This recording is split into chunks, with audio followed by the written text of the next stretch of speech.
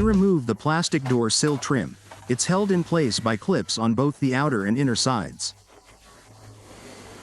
First, we need to remove the mudguards,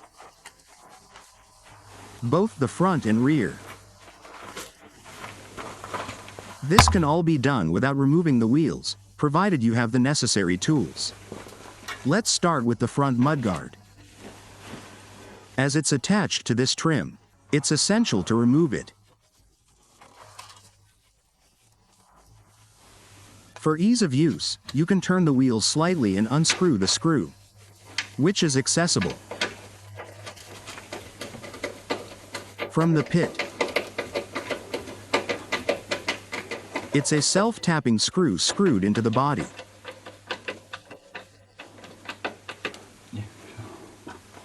It's a simple one, just a screw. And that's it. Now we move up. After removing this screw, we have two more screws holding the mudguard. Here they are, the upper and lower ones. Then it will come off. Unscrew the screws and continue. We remove the mudguard. As usual, there is a lot of dirt here. All of this will need to be cleaned.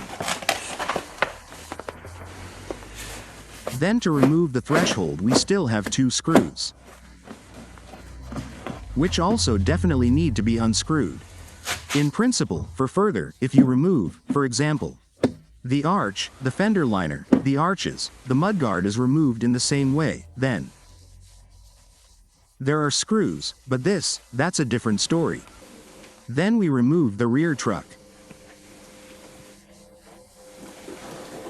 Here it is attached with two screws.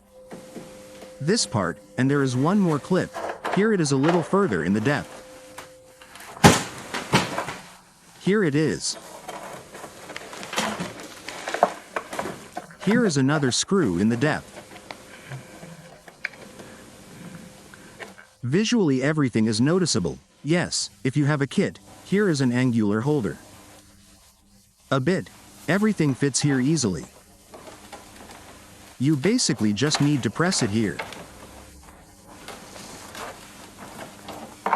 Release one and the other, in principle.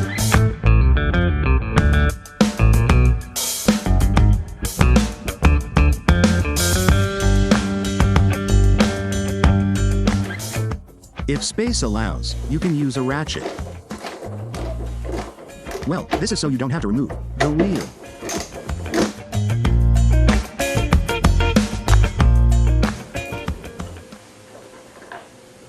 There is a longer one here, that is, at the bottom there is a short one. Here higher, a longer screw. And we have another screw left in this cavity. Here also with some kind of attachment. Then you select an attachment. I have two of these options, a longer one, a shorter one. Now we'll see which one is easier for us to reach another screw. If it's not very convenient to reach, basically, here is the arch that protects. It is here on small clips, like this format, very small.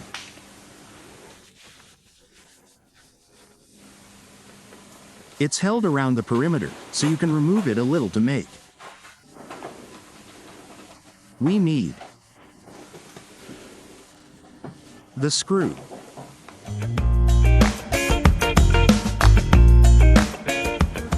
There's another screw there. It's a little awkward to remove. But we might still have one clip that's located.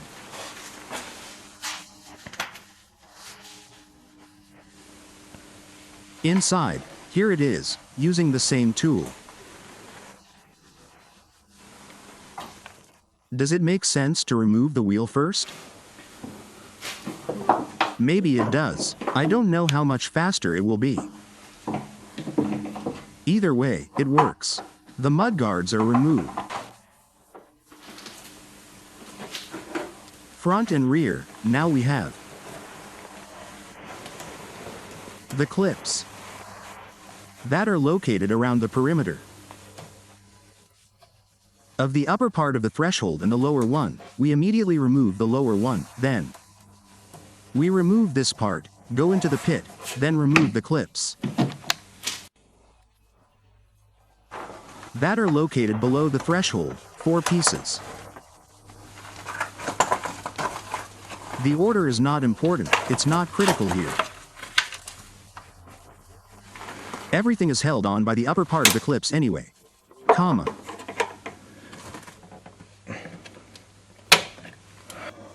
There. Yeah, what's next? Next we have the clips.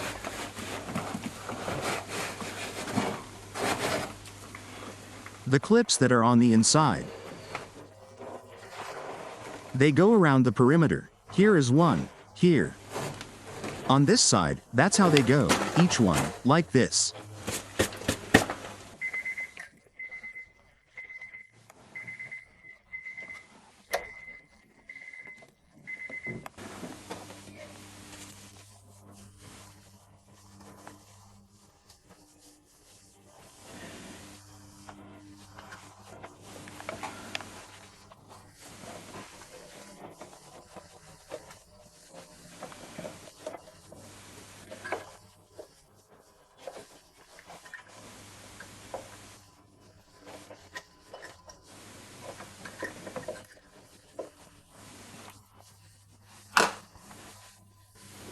Depending on what's convenient, here I pulled it a little, there are 2 tabs.